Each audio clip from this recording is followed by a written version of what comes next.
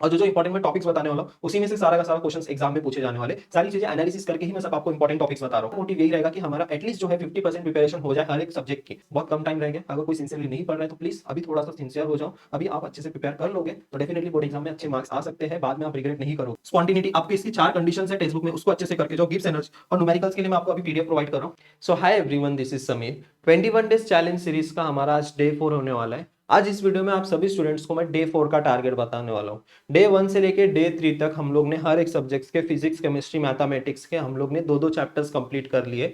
और हम लोग ने स्टार्टिंग ही ऐसी की थी कि हमें मैक्स टू मैक्स स्कोर करना है एचएससी एग्जाम में या फिर सीईटी एग्जाम में भी। तो हम लोग ने हाई वेटेज चैप्टर्स को ही टारगेट किया था। अभी भी हम लोग हाई वेटेज चैप्टर्स को ही टारगेट करने वाले हैं। और ऐसा नहीं है कि 21 डेज तक आपको मैं सारे के सारे हाई वेटेज चैप्टर्स ही प्रिपेयर कराने वाला हूँ। तो अभी हम लोग का पहला मोटिव यही रहेगा कि हमारा एटलीस्ट जो है 50% प्रिपरेशन हो जाए हर एक सब्जेक्ट की।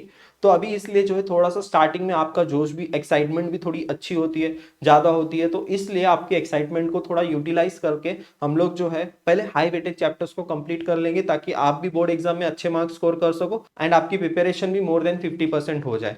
तो आज मैं आप सभी स्टूडेंट्स को, अभी तक मैं आपको डे 1 से लेके डे 3 तक एक ही सब्जेक्ट के दो दो चैप्टर्स दे रहा था, बट आज हम लोग, मैं आपको केमिस्ट्री का एक चैप्टर और फिजिक्स का एक चैप्टर देने वाला हूँ। आज के इस वीडियो को हम लोग स्टार्ट करते हैं। जिसने भी चैनल को नहीं सब्सक्राइब किया, चैनल को जल्द से जल्द सब्सक्राइब कर लीजिए। मैं चाहता हूँ हर एक स्टूडेंट जो है इस 21 डेज चैलेंज में ज्वाइन करे एंड अपनी प्रिपरेशन को बूस्ट करे। देखो, इसमें आप सभी स्टूडेंट्स का बहुत फायदा होने वाला है अगर आप सिंसियरली, हॉनेस्टी के साथ प्रिपरेशन करते हो एंड ये चैलेंजेस को कंप्लीट करते हो। और जो इंपॉर्टेंट मैं टॉपिक्स बताने वाला हूँ उसी में से सारा का सारा क्वेश्चंस एग्जाम में पूछे जाने वाले, सारी चीजें एनालिसिस करके ही मैं सब आपको इंपॉर्टेंट टॉपिक्स बता रहा हूँ। तो आज हम लोग केमिकल थर्मोडायनेमिक्स केमिस्ट्री में और करंट इलेक्ट्रिसिटी फिजिक्स में देखने वाले हैं। केमिकल थर्मोडायनेमिक्स में बहुत सारे इंपॉर्टेंट टॉपिक्स है और ये बहुत अच्छा चैप्टर है। अगर आप इसको अच्छे से प्रिपेयर करोगे ना, इंटरेस्टिंग चैप्टर है, बहुत मजा आएगा आपको ये चैप्टर प्रिपेयर करने में। मेरे टाइम पे भी ये चैप्टर मेरा फेवरेट था, इसमें मेरे कोई भी क्वेश्चन रॉन्ग नहीं होते थे। मैंने भी बहुत अच्छे से चैप्टर को प्रिपेयर किया था। अगर आप इंटरेस्ट लेके पढ़ोगे ना तो आपको कोई सब्जेक्ट बोर नहीं लगेगा, कोई चैप्टर बोर नहीं लगेगा। अगर आपके अंदर इंटरेस्ट ही नहीं है पढ़ने के लिए तो आप जो भी पढ़ रहे हो बहुत ज्यादा आपको इरिटेटिंग लगेगा, बोरिंग लगेगा। लेकिन थोड़ा सा इंटरेस्ट जगाओ, आपको पता है कि आपको आपके लाइफ में क्या करना है, कहाँ जाना है, ये सारी चीजें अभी अभी ही क्लियर है ना, तो ये सब अभी मेहनत करनी पड़ेगी। तो अभी केमिकल थर्मोडायनेमिक्स में कौन कौन से इंपॉर्टेंट पॉइंट्स हैं, टॉपिक्स है, वो हम लोग देखेंगे।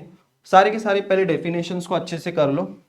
जितने सारे डेफिनेशंस है, intensive property, extensive property, first law of thermodynamics, second law of thermodynamics, entropy, enthalpy, ये जितने भी इसमें बहुत सारे डेफिनेशंस है। केमिकल थर्मोडायनेमिक्स एक ऐसा चैप्टर है जिसमें भर भर के आपको डेफिनेशंस देखने को मिलेंगे। आइसोथर्मिक, आइसोबारिक, आइसोकोरिक, बहुत सारी, एडियाबेटिक प्रोसेस क्या होता है, आपको ऐसे डेफिनेशंस पूछे जाएंगे। देन उसके बाद फीचर्स ऑफ रिवर्सिबल प्रोसेस करना है, ये 2 मार्क्स के लिए आ सकता है। इंटेंसिव एक्सटेंसिव प्रॉपर्टी के ऊपर एग्जांपल पूछते हैं, ये देखो सीईटी में भी बहुत बार क्वेश्चन पूछे जाता है। इंटेंसिव प्रॉपर्टी के एग्जांपल कौन से, एक्सटेंसिव प्रॉपर्टी के एग्जांपल कौन से। Then W is equals to minus P delta V, इसके ऊपर भी क्वेश्चंस आते हैं।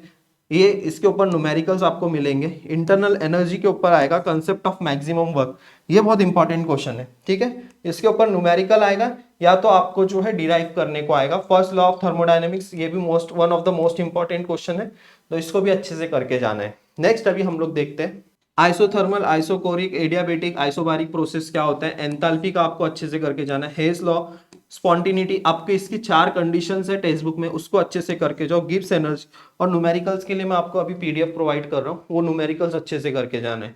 तो इसका आप स्क्रीनशॉट ले लो, ये सारे इंपॉर्टेंट पॉइंट्स हैं, इसको अच्छे से करके जाना है। हेस लॉ भी बहुत इंपॉर्टेंट है। एंथैल्पी के ऊपर क्वेश्चंस आते हैं। आइसोथर्मिक, ये भी आपको बहुत अच्छे से करके जाना है, चारों डेफिनेशंस अच्छे से करके जाना है। और न्यूमेरिकल्स बहुत इंपॉर्टेंट है, सॉल्व न्यूमेरिकल्स और एक्सरसाइज न्यूमेरिकल्स, दोनों के दोनों करना है। देखो फिजिकल केमिस्ट्री में न्यूमेरिकल्स ही ज्यादातर आते हैं, तो न्यूमेरिकल्स को आपको स्किप करके जाना नहीं है, सिर्फ थ्योरी करके नहीं जाना। फिजिकल केमिस्ट्री में न्यूमेरिकल्स को भी उतना ही इंपॉर्टेंस देना है। और ज्यादा इजी पार्ट जो है ना, न्यूमेरिकल्स ही लगता है मेरे को, उसमें आपको कुछ ज्यादा याद रखने की जरूरत ही नहीं पड़ती है। बस अगर आपके फॉर्मूलाज याद है और अगर आपको कंसेप्ट क्लियर है और कन्वर्जन करना आता है यूनिट्स में, तो आप न्यूमेरिकल सॉल्व करके फुल टू फुल मार्क्स ले सकते हो। अगर आप आंसर लिखोगे वहां पे हो सकता है आपका हाफ मार्क्स, 1 मार्क्स कट होने के चांसेस है।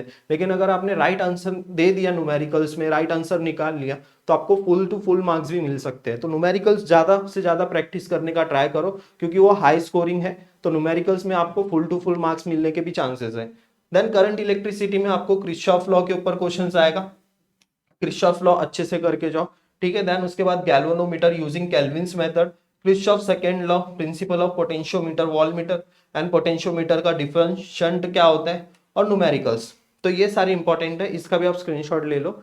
तो करंट इलेक्ट्रिसिटी देखो, इसके लिए आपको यूट्यूब पे वीडियोस मिल जाएंगे, और टेक्स्ट बुक में जितने सॉल्व न्यूमेरिकल्स है और एक्सरसाइज में जो न्यूमेरिकल्स दिए गए वो अगर आप अच्छे से कर लेते हो तो आपका ये भी चैप्टर्स अच्छे से प्रिपेयर हो जाएगा। मैं अभी आपको पीडीएफ बता देता हूँ। तो ये रहा करंट इलेक्ट्रिसिटी का, इसमें सारे फॉर्मूलेस आपको मिल जाएंगे, सारे पीवाईक्यूज भी मिल जाएंगे और उसके सोल्यूशंस भी मिल जाएंगे।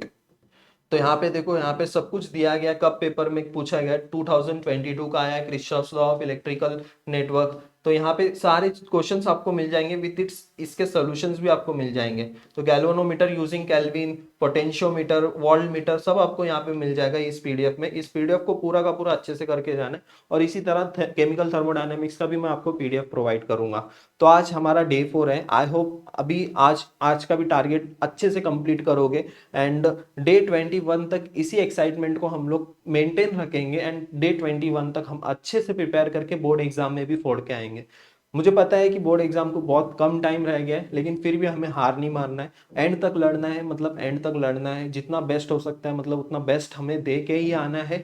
बाकी सारी चीजें हमें अभी नहीं सोचनी है, बस हमें क्या करना है, हमें अपना 100% देना है। एंड आप 100% दे रहे हो या नहीं दे रहे हो, ये आप खुद से पूछो, सेल्फ आप जो है अपने आप से पूछो कि मैं 100% दे रहा हूँ या नहीं दे रहा हूँ, फिर अपने आप को खुद को ही पता चल जाएगा। तो बस बहुत कम टाइम रह गया, अगर कोई सिंसियरली नहीं पढ़ रहा है तो प्लीज़ अभी थोड़ा सा सिंसियर हो जाओ। अभी आप अच्छे से प्रिपेयर कर लोगे तो डेफिनेटली बोर्ड एग्जाम में अच्छे मार्क्स आ सकते हैं, बाद में आप रिग्रेट नहीं करोगे।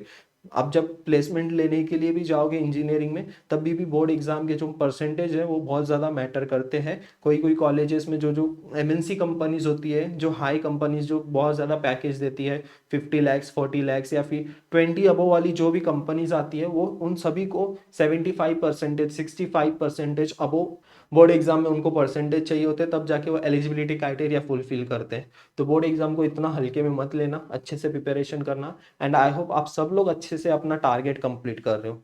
आज के टारगेट के लिए भी ऑल द वेरी बेस्ट, मिलते हैं नेक्स्ट वीडियो में, तब तक के लिए थैंक यू।